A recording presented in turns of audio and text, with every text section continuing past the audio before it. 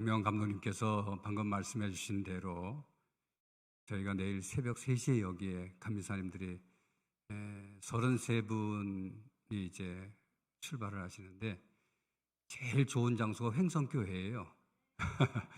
그래서 동부연회에 있는 감리사님 이제 23개 지방의 감리사님과 연회 총무 내외 그리고 감독님, 신임 감독님 내외 이렇게 출발하게 됩니다. 기도해 주셔서 잘 다녀올 수 있도록 하나님의 도우심을 구해주시면 감사하겠고요. 2년 동안 우리 양명환 감독님께서 동부연회 수장으로 대가 없이 잘 임무를 또 직무를 감당할 수 있도록 기도해 주시고 또 협조해 주신, 협력해 주신 우리 횡성교회 장로님들과 모든 성도님들에게 감리사를 대표해서 감사의 인사를 드립니다. 건강하게 잘 마칠 수 있다고 하는 것도 큰 복이지요. 그죠? 제가 인사를 감리사님 전체를 대신해서 여러분에게 인사를 좀 드리도록 하겠습니다.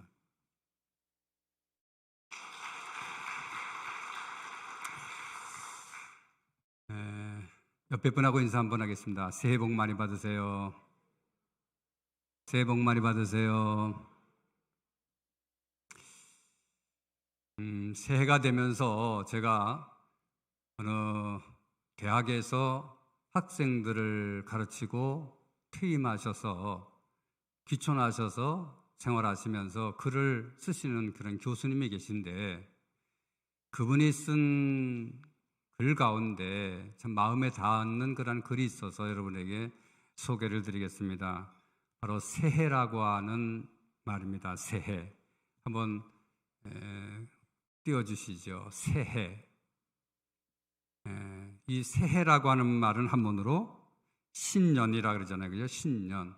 새로울 신자에다가 해년자 써서 신년이라고 그러는데 이거를 한문으로 풀어보니까 신이라고 하는 이 새로울 신자는 어떻게 되냐면 매울 신자 그 밑에다가 나무 목자를 쓰고 나무 목자 옆에다가 도끼 근자를 써서 이것이 조합이 되어서 새로울 신이라고 하는 글자가 만들어졌다고 하는 교수님의 말씀이었어요. 그분이 이 새로울 신자를 해석하기를 어떤 새로운 물건을 만들기 위해서는 나무를 매섭게 자르고 깎아내어서 잘 다듬어야 한다는 의미를 담고 있다고 말씀을 하시면서 쭉 그 새해에 대한 글을 써내려 가셨는데 아주 마음에 닿는 그러한 내용이었어요.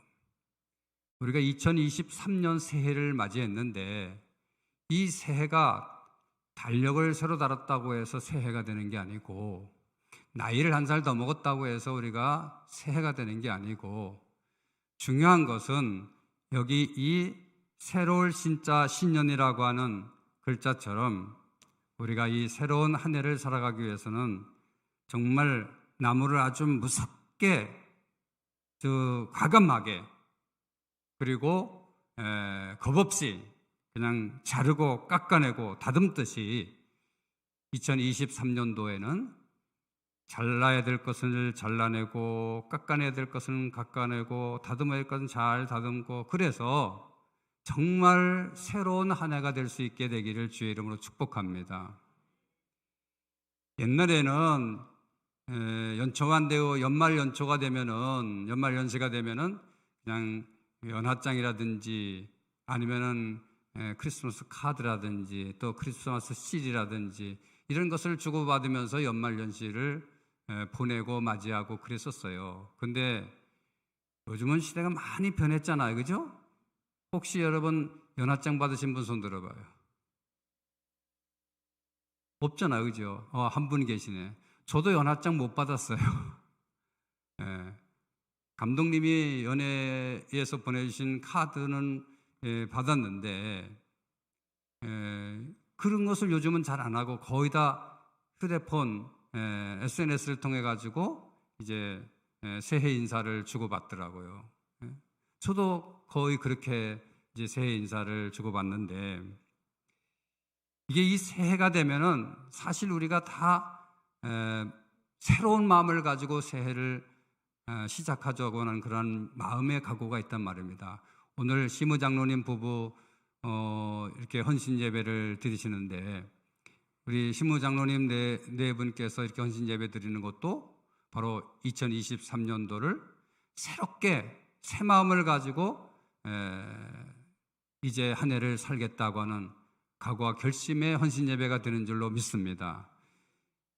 2022년 한 해 동안도 시무 장로님 네 분께서 큰 헌신을 하시고 또 교회 부흥과 성장과 또 성도들의 본이 되는 삶을 살기로 많은 노력을 해오신 것처럼 2023년도 새해에도 정말 시무 장로님 네 분 때문에 행성교회가 된다, 그러한 소문이 많이 나게 되기를 주의 이름으로 간절히 축복합니다. 사실 장로님이 되신다고 하는 것은 평신도 지도자들 가운데서의 최고의 직분이고 영광스러운 직분이면서 또 두려운 직분이기도 한 겁니다. 저는 저희 아버지가 장로님이 안 되셔가지고 돌아가셔서 권사님으로 계시다가 돌아가셔서 장로님들만 보면 얼마나 부러운지 몰라요. 그리고 장로님 아버지를 둔 목사님을 보면은요, 그때는 더 배가 아플 정도로다가 부러워요. 왜냐하면은 저는 아버님이 권사님으로 한 30년 이상 계시다가 장로님이 되셔야 되는데 장로님도 못 되시고 그냥 교통사고로 돌아가셨어요. 돌아가시기 전에 제가 우리 아버님에게 장문의 편지를 띄웠어요. 제가 목사 안수를 받기 전이었는데, 아버지, 저는 장로의 아들 목사가 되는 것이 소원입니다. 그러니 아버님이 권사 직분으로 끝나지 말고 장로님이 되셔서 정말 자식을 위해서 기도해 주시는 그러한 아들 목사가 되고 싶습니다. 그렇게 편지를 띄웠는데 결국은 저는 그 소원을 이루지를 못했어요. 우리 여기 또 은퇴하신 원로 장로님들, 또 은퇴 장로님들, 모든 장로님들 정말 존경합니다. 사랑합니다. 여러분 모두도 장로님 네 분들을 뜨겁게 사랑하시기를 주의 이름으로 축복합니다. 제가 오늘 고린도전서 16장의 말씀을 본문으로 택했습니다. 고린도전서 16장에서 보면은 사도 바울은 밖으로 오는 여러 가지의 문제와 위협에 대해서 성도들에게 네 가지를 말합니다. 첫째로는 이겁니다. 깨어서 기도해라. 따라하겠습니다. 깨어서 기도해라. 두 번째로는 믿음에 굳게 서라. 그랬습니다. 따라하겠습니다. 믿음에 굳게 서라. 셋째는 남자답게 강건해라. 시작. 남자답게 강건해라. 마지막으로 네 번째로는 뭐를 말했냐? 너희 모든 일을 사랑으로 행하라. 그래서 오늘 저는 설교의 제목을 바로 16장, 고린도서 16장 14절을 한 절 전체를 사실은 설교 제목으로 정했습니다. 사도 바울은 이 성경을 통해서 깨어서 기도하는 것이나 믿음에 굳게 서는 것이나 남자답게 강건하는 것도 바로 모두 사랑으로 하라는 말입니다. 여기서 모든 일이라고 하는 이 말씀이 사실은 교회 중에서, 성경에 나오는 교회 중에서 가장 말썽 많은 교회가 어느 교회냐면 바로 고린도 교회였었습니다. 이 땅에 많은 교회들이 있습니다. 우리 횡성 지방에도 29개 교회가 있고 동부연에도 많은 교회가 있고 전국에 많은 교회들이 있습니다.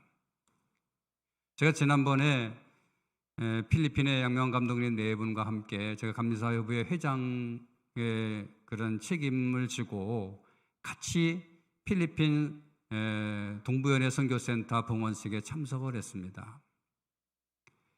제가 처음으로 같이 동행을 했는데 참 양명 감독님께서 그동안 필리핀 선교에 엄청난 그러한 헌신을 하셨구나. 아마 그 가운데 여러분도 같이 협력해서 그렇게 하신 줄로 제가 얘기를 들었습니다. 근데 가보니까 정말 많은 한국 교회가 엄청난 그러한 선교에 정말 도움을 주고 헌신을 했구나.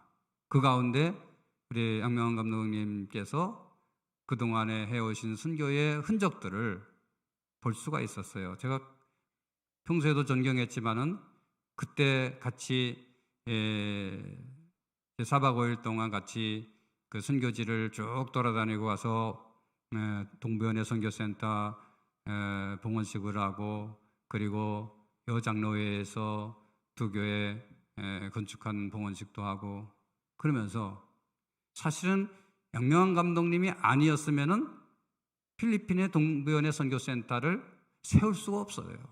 세울 수가 없었어요. 돈이 있다고 다 세우는 게 아니고 사람이 있다고 할 수 있는 일이 아니란 말이죠. 근데 동부연의 실행위원회를 잘 해서 거치고 통과를 하고, 그래서 이제 앞으로 동부연회의 교회들과 또 목회자들과 장로님들 또 성도님들이 필리핀에 가게 되면 그곳에서 한 60여 명이 동시에 쉴 수 있는 그러한 선교센터를 봉헌했단 말입니다. 보고서 보셨죠? 그죠? 안 보셨어요? 교회에서 보고서 우리 또 김 목사님께서 잘 만드셔서 그걸 다 이제 보내주셔서 저희도 교회에서 다 그걸 다 방송실에서 다 상영을 했거든요. 동영상을 다 보여줬단 말이죠. 교회가 많이 있는데 교회들 가운데 보면은 정말 은혜롭게 아무런 잡음 없이 잘 부흥하고 성장하고 또 지역 많은 교회들의 부러움을 사는 교회가 있는가 하면은, 어떤 교회는 계속해서 무슨 잡음이 나오고 좋지 않은 소문이 나오고 또 좋지 않은 그러한 얘기들이 들려오고 그런 일들이 있단 말입니다. 고린도 교회가 그 가운데 한 교회였었어요. 파벌 문제나 은사의 문제나 성도들 간의 소송 문제나 이런 것들이 이 고린도 교회 안에 존재했었단 말이에요. 그래서 사도 바울은 결국 성도의 삶이란 사랑으로 행하는 것이라는 결론을 맺고 있는 것을 보게 됩니다. 우리 횡성교회도 모든 일을 사랑으로 하시기를 주의 이름으로 축복합니다. 사랑을 가지고 해라 이런 말이 아닙니다. 헬라어 원어 성경에 보면은 엔 아가파오라고 하는 말이 되어 있습니다. 그건 영어로는 in love입니다. 사랑 안에서 하라는 얘기입니다. 사랑 안에서 하라는 얘기입니다. 사랑을 떠나지 말라고 하는 겁니다. 그것이 사도 바울의 메시지의 핵심입니다. 사도 바울이 말하는 이 사랑은 인간적인 사랑이 아니라 주님이 십자가에서 보여주신 하나님의 사랑을 말하는 것이고, 우리가 잘 아는 갈라디아서 5장 22절에 나오는 성령의 열매 사랑을 말하는 것입니다. 제가 여러분에게 질문 하나 던지겠습니다. 하나님이 독생자 예수 그리스도를 왜 이 땅에 보내주셨습니까? 왜 보내주셨죠?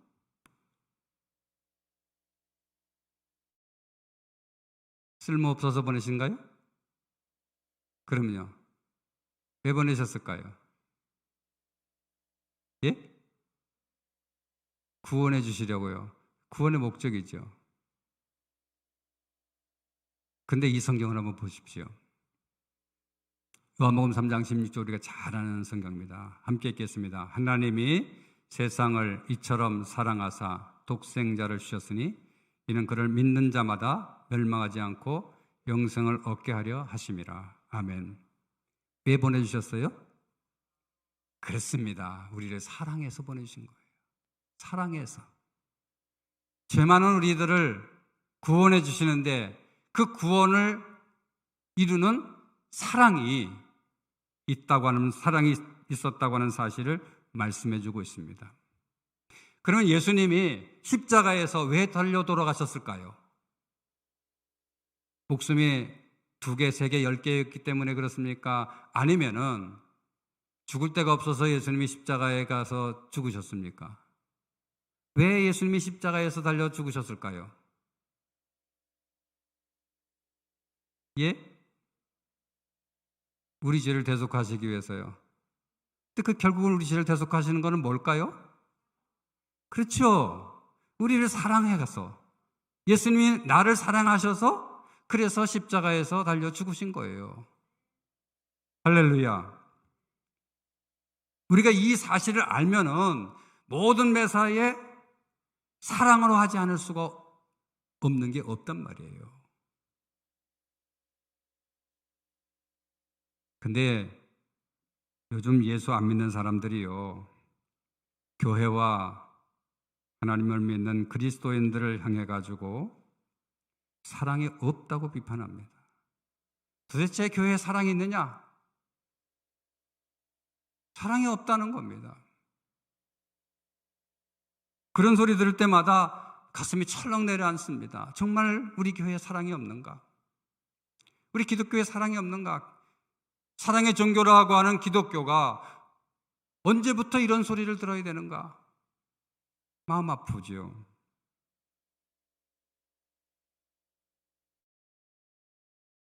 교회가 가난하고 헐벗은 그러한 사람들에 대한 관심이 없다고 말합니다. 모르니까 그러죠.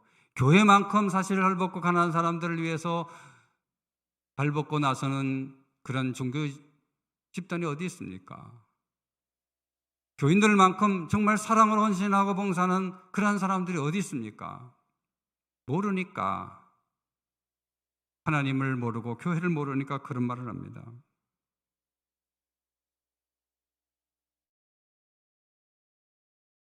교인들이 가난하고 헐벗었을 때, 배우지 못하고 궁핍할 때, 그때는 사랑이 많았답니다.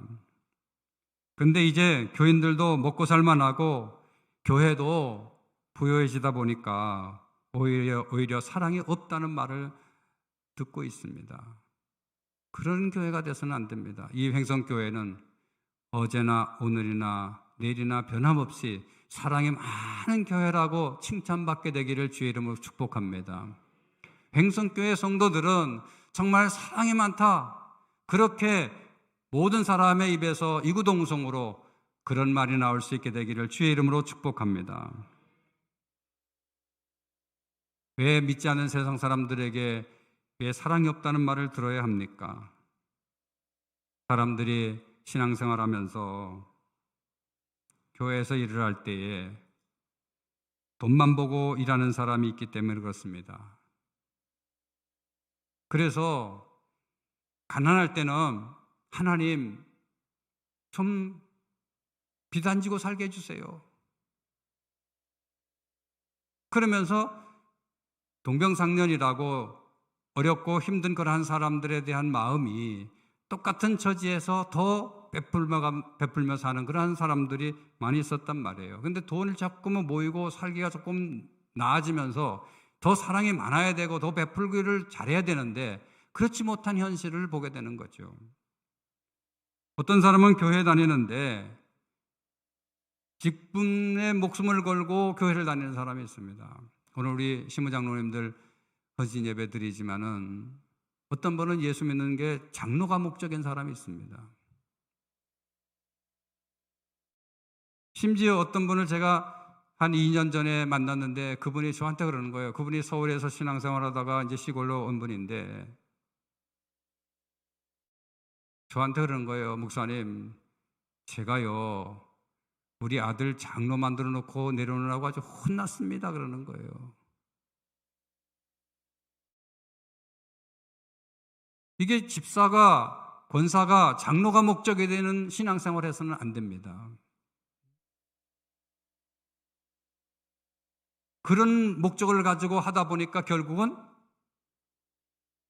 사랑이 없는 교회라고, 사랑이 없는 그러한 그리스도인이라고 하는 그러한 말을 듣게 되는 거죠. 어떤 사람은 교회를 해도 얼굴이나 이름을 내려고 일하는 사람도 있습니다. 그래서 자기 이름이 안 나오면 아주 서운해하는 거예요. 지난번 우리 교회 얘기니까 내가 우리 교회 흉 한번 보겠어요. 뭐 우리 교회 흉은 내가 보니까 괜찮을겠지 뭐, 그죠? 저한테 전화가 왔어요. 목사님, 저 할 말이 있습니다. 뭔데요? 그랬더니 아니 나 헌금했는데 왜 이름을 빠뜨립니까? 그러는 거예요. 주보에 이름을 내는데 이름이 빠졌다는 거예요. 그래서 그 재무부에서 다 정리를 해서 보고서를 받고 주보 편집을 우리 부목사님이 다 해서 한 건데 이름이 빠졌군요. 미안합니다. 는 자세히 살펴보진 않는데요. 다시 제가 잘 살펴보겠습니다. 그리고 재무부장님한테 확인을 해서 나중에 알려드릴게요. 그래서 그렇게 전화 통화를 했어요. 그리고 나서 교회 헌금 명부 정리를 한 걸 쭉 봤더니 거기에 이름이 그대로 있는 거예요. 그분 이름이 있는데 주보에 이름이 안 나간 거예요. 그러니까 타이핑하는 과정에서 실수가 된 거죠. 그래서 제가 다시 확인을 하고 전화드렸어요. 아무개 이름을 대면서 여기 이름이 있습니다. 제가 사진을 찍어가지고 보내드리겠습니다. 그리고 보내줬어요. 그랬더니 아유 목사님 됐습니다. 죄송합니다. 제가 그랬어요. 권사님이신데 권사님 이름이 어쩌다 보면은 정리하다 보면 빠질 수도 있지. 또 타이핑하다 보면 실수로 그럴 수도 있는 거지. 그게 뭐 그렇게 서운할 일이냐고. 하나님이 아시면 되고 하나님이 보시면 되고 하나님이 받으시면 됐지. 이름도 안 내고 무명으로 지금까지 저희 교회에 무명으로 11조를 매달마다 무명으로 하시는 교인이 있어요. 그게 무명으로 하는 분도 있는데 그게 이름만 나왔다고 그렇게 서운할 일이냐 그게. 다음부터는 그런 일이 있으면 서운하다 생각하지 말고 이렇게 실수에 의해서 이랬댔구나.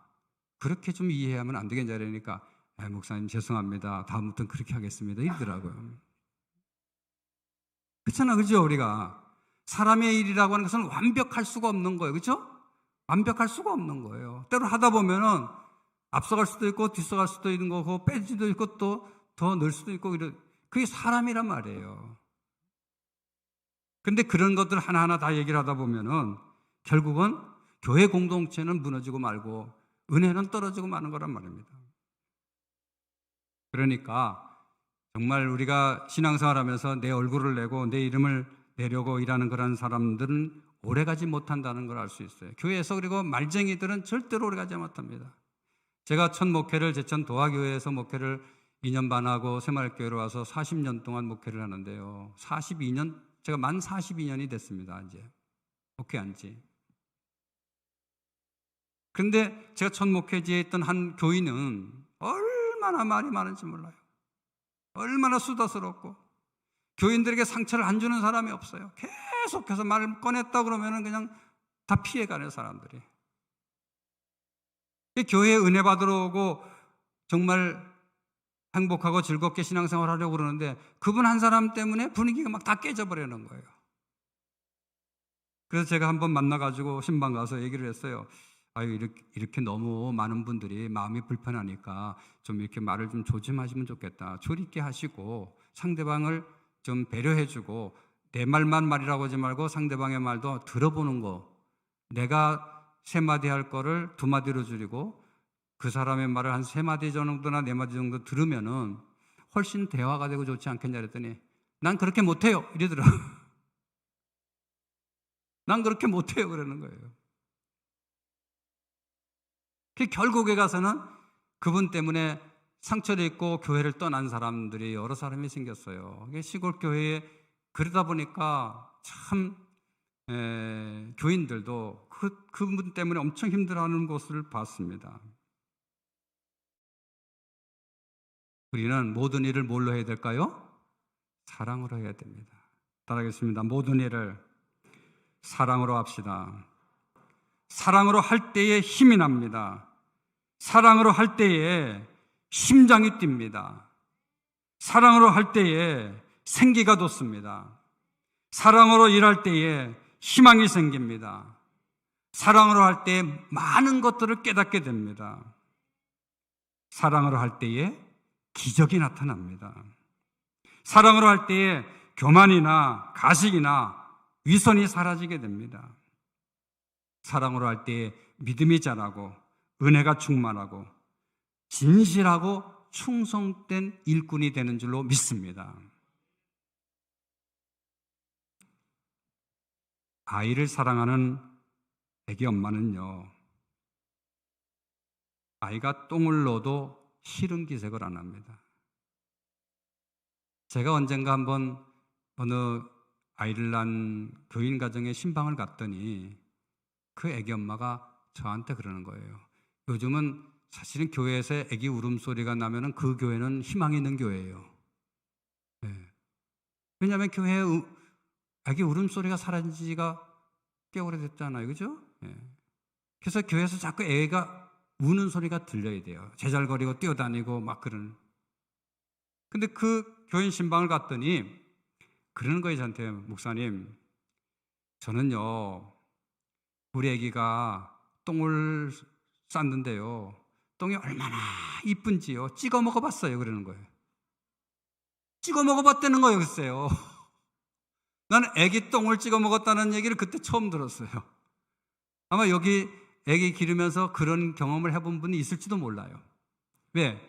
너무 애가 사랑스러우니까, 너무너무 사랑하니까. 싫은 게 아니에요. 똥까지도 사랑스러운 거예요.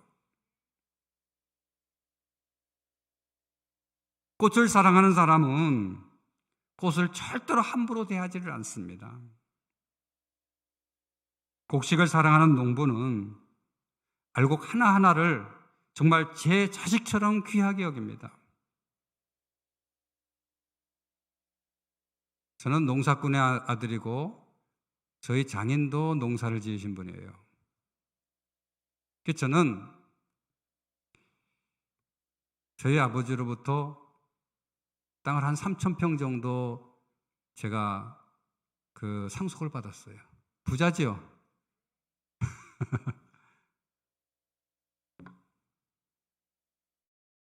저희 집사람이 또 장인어른한테 땅을 조금 상속받았어요.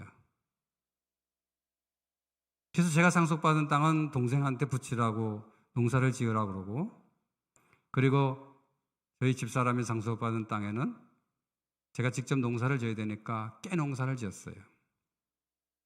물어봤더니 깨 농사밖에는 할 게 없대요. 그래서 깨 농사를 지었어요. 물론 뭐 제가 진 게 아니라 우리 장로님, 권사님들이 다 하신 거예요. 저는 이제 TV를 우리 오원정 권사님 여기 오셨나요? 오원정 권사님 안 오셨어요? 아유, TV 팔로 다니라고 바쁘시구나. 영어 북사랑 TV를 우리가 사서 그래서 그거를 다 뿌렸어요. 그래서 농사를 지었는데 들깨가 세 가마 반이 나왔어요. 많이 졌죠? 죽다 살았어요. 농사 안 지다가 농사를 지으니까 얼마나 힘든지요. 물론 그 반의 반밖에 제가 못했어요. 우리 최춘자 장로님이 다 모종 만들어서 또 조경전 장로님 네 식구들을 오고 다른 권사님들 와서 다 심어주고 우리도 같이 두뇌 같이 심고, 그리고 들깨 피는 거는 제가 예초기 날을 톱날을 사가지고 거기다 예초기에다가 딱 끼워가지고 싹 피웠더니 제가 하나 가르쳐 팁을 하나 드릴게요. 깨농사 짓는 분 낫으로다 비지 말고 예초기 끝에다가 톱날을 하나 달아가지고 쫙 피워보세요. 한 2-3천 평 금방 답입니다. 그런데요, 제가 그렇게 농사를 짓고 나니까 우리 교인들이 갖다 준 그 콩이고 팥이고 뭐 옥수수고 참외고 수박이고 사과고 너무너무 더 귀해지는 거예요. 야, 이게 보통이 아니구나. 보통 사랑이 아니구나. 그냥 당연하게 옛날에는 받아먹었던 거 고맙게 여기기만 했지, 기도해만 했지, 사실은 내가 곡식을 농작물을 키워가지고 그거를 수확을 해보고 나니까 그 알곡 한 곡 하나하나가 그렇게 사랑스러울 수가 없는 거예요. 그래서 세 가마 반을 해가지고 아직 한 말만 팔고 아직 못 팔았어요. 팔아본 경험 없으니까 팔지를 못하겠더라고요. 이게요, 사랑이라는 거예요, 사랑. 내가 직접 경험해 보니까 사랑이라는 걸 알게 됐어요. 교인을 사랑하는 목사님은요, 순교의 각오로 목회를 하는 겁니다. 내가 이 강단에서 오늘 쓰러지는 한이 있더라도 주님의 몸된 교회와 성도들을 위해서 내가 주의를 해야지. 그게 목사의 심정입니다. 제가 얼마 전에 우리 지방에 새로 목사님이 부임해 오시기 위해서 인사를 왔었어요. 이제 14일 날 인사구역회를 하기로 양쪽 가시는 목사님, 오시는 목사님과 약속을 했어요. 제가 이제 베트남 갔다 와서 바로 14일 날 저녁에 이제 인사구역회를 할 건데, 오시는 목사님한테 제가 그랬어요. 죽기 살기로 목회를 하십시오. 죽기 살기로 목회하십시오. 여기 있다가 조금 교회가 나은다, 그래 가고 싶어서 여기를 그냥 모판 삼아서 여기서 목회하려고 그러지 말고, 여기서 내가 목회의 끝을 본다, 이런 각오를 가지고 목회를 하십시오. 그런 목회가 됩니다. 그럼 하나님이 도와주십니다. 목사님이 그런 마음이 있다면 우리 교회, 우리 지방회의 목사님으로 받겠습니다. 그랬더니 아멘 그러더라고요. 네. 정말 저는 감리사로서 그런 목회자가 우리 지방에 목회를 하는 것을 소원합니다. 네. 그런 순교자적인 각오가 있는 목회는 목회가 되는 거예요. 그런데 그렇지 아니하고 교회의 성도들을 사랑하지 아니하고 어디 좋은 데 있으면 가려고만 생각을 하고, 그리고 교회와 머물지도 않고 교회 엎드려 기도하지도 않고 딴 데 가다가 방을 하나 얻어가지고 출퇴근을 하고, 이게 목회가 안 되는 거예요. 난 우리 지방에도 몇 번 그런 분들이 있어서 제가 마음이 엄청 아파요. 그런 교회가 교회가 되나? 교회가 점점 시들어져 가는 거예요. 열심을 내는 목사님들의 교회는 교회가 살아있는데, 은혜가 충만하고 사랑이 충만하고 믿음이 충만하고 전도가 되는데, 그렇지 않는 분들이 이게 안 되는 거예요. 너무 마음이 아프죠.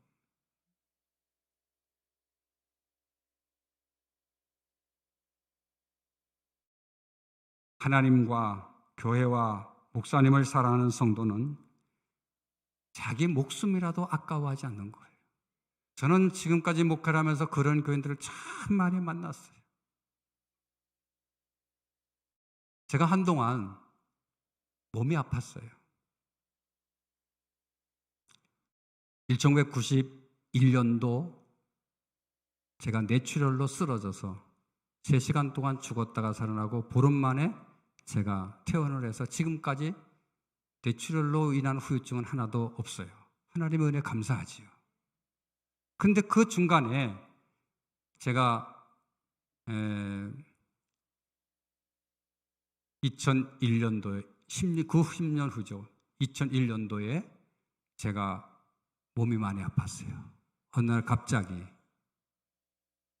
몸에 이상 증상이 오고 얼굴이 노래지고 다리가 붓고 배가 복수가 차고, 검사를 해봤더니 간경화라는 거예요. 죽을 거니까, 얼마 못 살 거니까 정리를 하라는 거예요. 목회도 그만두고. 그래서 제가 그때부터 마음을 정리를 하고 하나하나씩 가지치기를 했어요. 내가 그동안 내 몸을 너무 혹사했구나. 그래서 하나하나를 정리를 하면서 내가 교회 일에 더 집중을 하고 내 남은 생애를 주님을 위해서 바쳐야 되겠다. 그렇게 생각하고 온 교인들에게도 제가 선포를 하고 그렇게 했어요. 근데 하나님이 살려주시더라고요. 점점 좋아지더니 가서 CT 촬영을 하고 MRI 검사를 하고 그리고 체열을 하고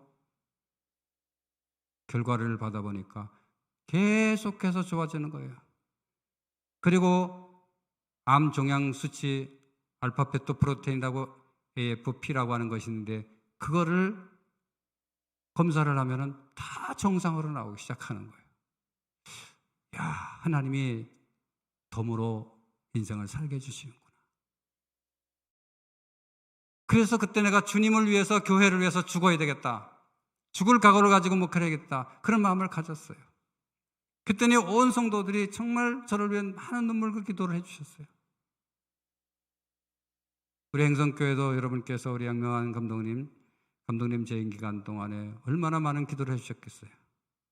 앞으로도 은퇴를 이제 얼마 남두고 계시는데 잘 은퇴해서 노후를, 정말 목회자의 노후가 이렇게 아름답구나 하는 것들을 보여줄 수 있도록 여러분이 기도 많이 해주시기를 주의 이름으로 부탁을 드립니다.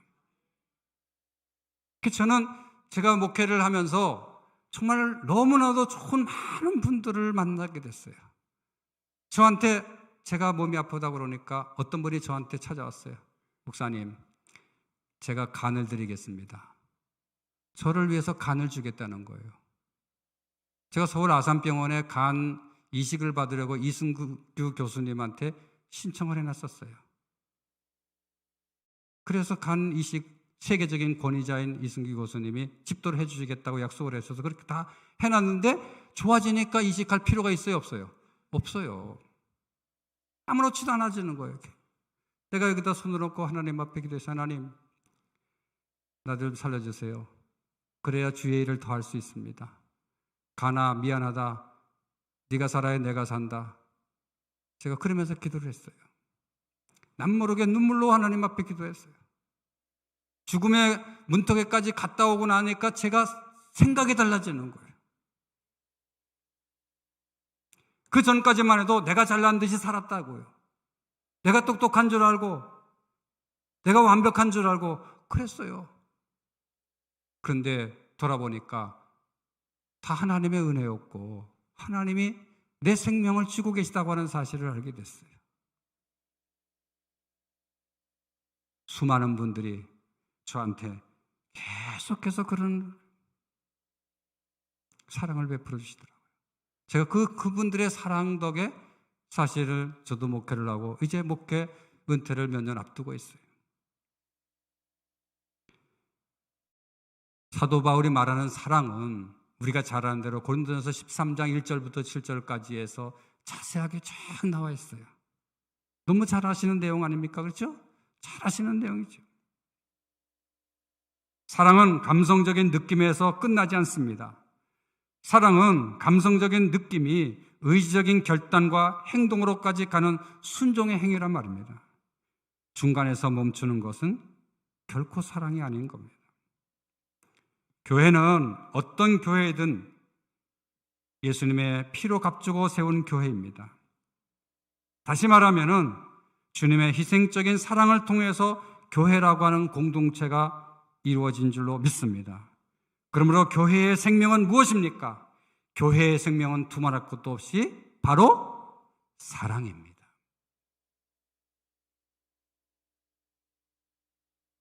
사랑이 많은 교회라고 소문이 나면은 나가서 전도하지 않아도 그 교회에 오고 싶을까요? 안 오고 싶을까요? 오고 싶은 거예요. 아, 나도 그 교회 가고 싶다.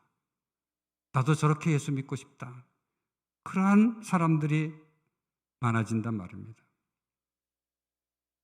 이 횡성교회가 그렇게 사랑이 많은 교회로, 사랑이 많은 그러한 성도들이 모이는 신앙 공동체라고 소문나게 되기를 주의 이름으로 간절히 축복합니다.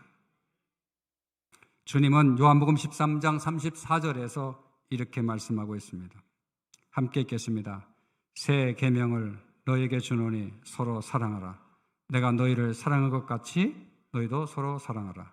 사도 바울도 골로새서 3장 14절, 베드로후서 1장 5절부터 7절 이어서 계속 같이 읽겠습니다. 이 모든 것 위에 사랑을 더하라. 이는 온전하게 매는 띠니라. 그러므로 너희가 더욱 힘써 너희 믿음의 덕의 지식을, 지식의 절제를, 절제의 인내를, 인내의 경건을, 경건의 형제 우애를, 형제 우애의 사랑을 더하라. 아멘. 이것이 사랑의 힘입니다. 사랑이 없는 사람에게는 모든 것이 다 적이고 모두가 다 원수이지만은, 사랑이 많은 사람에게는 모두가 다 친구고 모두가 다 천사고 모든 것이 다 감사요, 모든 것이 다 은혜요, 모든 것이 다 선물입니다. 사랑은 얼마든지 원수를 친구로 만들 수 있습니다. 사랑은 애물단지를 선물꾸러기로 바꿀 수도 있는 것입니다. 하나님을 믿는 성도들이 교회에서 봉사를 할 때 사랑이 없이 하면은 서로 다투고 싸우면서 시끄러운 소리가 나는 교회가 되고 맙니다. 그러나 사랑으로 하게 되면은 하하하호 하면서 웃음과 기쁨과 은혜가 충만한 교회가 되는 줄로 믿습니다. 그래서 사도 바울은 처음에 소두에 말씀드린 것처럼 깨어 기도하는 일이나 믿음에 굳게 서는 일이나 남자답게 강건한 일이나 이 모든 것을 다 합쳐서 뭘로 하라고요? 사랑으로 하라 그랬습니다. 사랑으로 해라. 이것을 묶을 수 있는 것도 사랑뿐이란 말입니다. 그래서 반드시 사랑이 동기가 되어야 됩니다. 방법도 사랑으로 이루어져야 됩니다. 그 중심도 사랑이 있어야 됩니다. 사랑이 없는 동기가 무슨 소용이 있고, 사랑이 없는 용기가 무슨 소용이 있고, 사랑이 없는 행동이 과연 무슨 소용이 있겠습니까? 그래서 사도 바울은 모든 것을 사랑으로 알았어요. Do everything in love라 그러잖아요. 모든 것을 사랑으로 해라. 그래서 모든 것의 뿌리는 뭐가 되냐? 사랑이 되어야 된다는 겁니다. 미워하는 사람은요, 모든 게 다 미운 것으로 보이는 거예요. 그래서 며느리가 미우면 뭐라 그래요? 예? 며느리가 미우면 며느리 발 뒤꿈치가 계란 같다 그러잖아요. 그런데 마누라가 예쁘면 뭐라 그래요? 한 분밖에는 모르시나요? 다 알고 계시면서도 말은 안 하시죠? 마누라가 예쁘면 처갓집 말뚝을 보고 절한다 그러잖아요. 아니, 말뚝이 뭐가 이쁘다고 거기다 절하겠어요? 아내가 사랑스러우니까 그런 거죠. 여러분은 모든 일을 미움으로 보지 말고 사랑으로 보시기 바랍니다. 모든 것을 사랑으로 대하시기를 바랍니다. 왜 그래야 됩니까? 하나님의 모기 때문에, 사랑이기 때문에요. 마지막 성경 한 군만 보고 마치겠습니다. 요한일서 4장 7절과 8절입니다.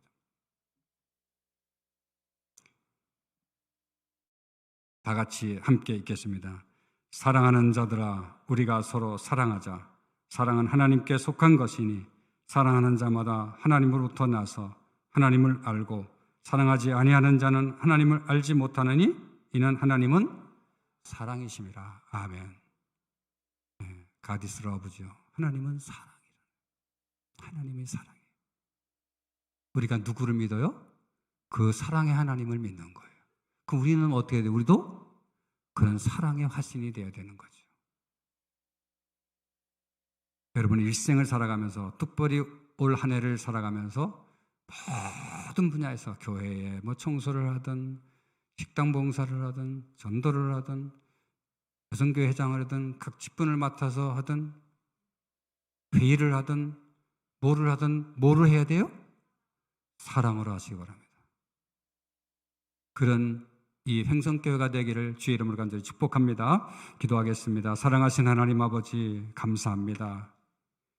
우리를 사랑으로 구원해 주시고 사랑으로 귀중한 직분을 주시고 사랑으로 우리를 가정을 꾸미게 하시고 신앙생활을 할 수 있게 해주신 것을 진실로 감사합니다. 하나님 아버지, 우리 모두가 이제 복음의 나팔수가 되어서 잠자는 영혼을 깨우고 죽어가는 영혼을 살리는데 사랑을 가지고 이 사명을 감당케 해 주시옵소서. 오늘 신천 모든 이제 임원들과 그리고 또한 이제 시무 장로님 네 분과 그리고 모든 원로장로님 그리고 권사님, 집사님, 모든 성도들에게 하나님이 뜨거운 사랑을 허락해 주심으로 말미암아 이 사랑을 가지고 하나님의 일을 감당할 수 있는 행성교회가 되게 하여 주시옵소서. 예수님의 이름으로 감사하며 기도하옵나이다. 아멘.